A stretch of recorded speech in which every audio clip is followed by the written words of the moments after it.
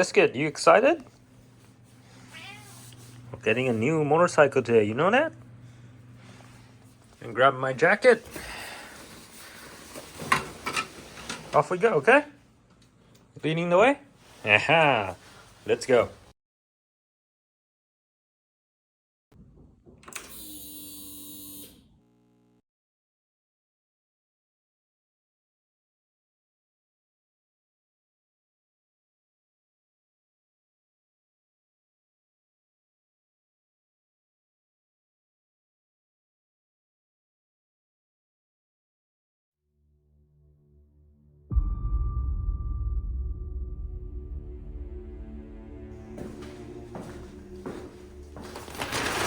Astonishing that Noriyuki Haga's keeping the outside. Oh, look at go! On the brakes! Well, no, he went round the outside of him at the top of the hill, then outbraked him going down the hill. That was absolutely outstanding from Carl Foggy there.